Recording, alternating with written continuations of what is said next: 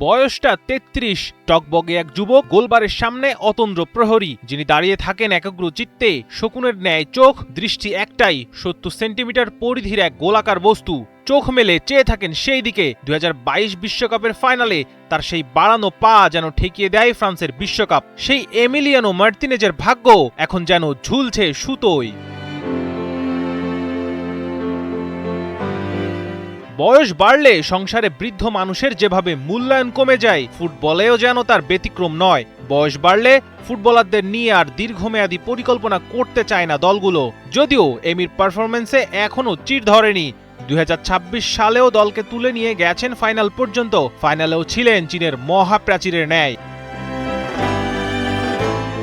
জাতীয় দলে এমির পারফরম্যান্স ও সাফল্যের হার যতটা বেশি, ক্লাব ফুটবলে যেন তার উল্টো। ১১টি বছর খেলেছেন ইংলিশ প্রিমিয়ার লিগে, তবু শিরোপা যেন অধরায়। বলার মতো কেবল একটা ইউরোপা লিগের শিরোপা। যদিও আর্সেনালের হয়ে জিতেছিলেন কয়েকটা ট্রফি, সেগুলোতেও আবার বেশিরভাগ সময় সাইড বেঞ্চ থেকে দেখতে হয়েছে।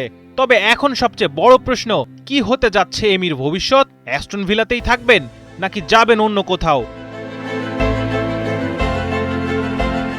বিশ্বকাপের পর ট্রান্সফার নিয়ে গুঞ্জন উঠেছিল, ইতালিয়ান ক্লাব ইউভেন্টাসে পাড়ি জমাবেন। সে আলোচনা অবশ্য থেমে গেছে। অ্যাস্টন ভিলার সাথে আলোচনা সাফল্যের মুখ দেখেনি কয়েকটা কারণে। ট্রান্সফার ফির পাশাপাশি দিবুর আঙুলের চোটকেও বড় করে দেখা হচ্ছে। এরই মধ্যে খবর এসেছে টটেনহাম থেকে ইতালিয়ান গোলরক্ষক ভিকারিওকে এক মৌসুমের জন্য ধারে দলে নিয়েছে ইউভেন্টাস। ফলে মার্তিনেজের দরজা এখানে আপাতত বন্ধই বলা চলে।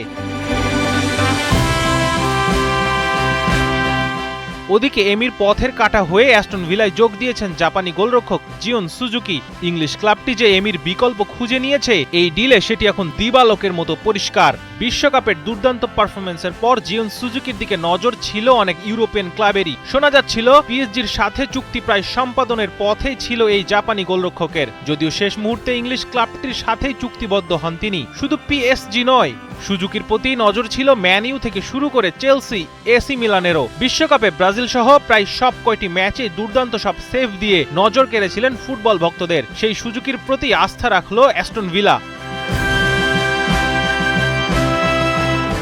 মার্তিনেজের পারফরম্যান্সে অবশ্য অসন্তোষ থাকার কথা না অ্যাস্টন ভিলার। বিশ্বকাপের ঠিক আগেও দলকে জিতিয়েছিলেন ইউরোপা লিগের শিরোপা। ফাইনাল ম্যাচের ওয়ার্ম আপের সময় আঙুলে চোট পান, তবে দেশের হয়ে বিশ্বকাপ ধরে রাখার মিশন মাথায় রাখা সত্ত্বেও ঝুঁকি নিয়ে তিনি পুরো ১২০ মিনিট খেলেন। দুইটি দুর্দান্ত সেভের পাশাপাশি ৩-০ গোলের জয় এনে দেন দলকে। পুরো টুর্নামেন্টে মাত্র ৭টি গোল হজম করে ভিলার রক্ষণভাগকে নেতৃত্ব দেন তিনি, যার ফলে ১১টি ম্যাচের মধ্যে ৬টিতেই কোনো গোল হজম করতে হয়নি।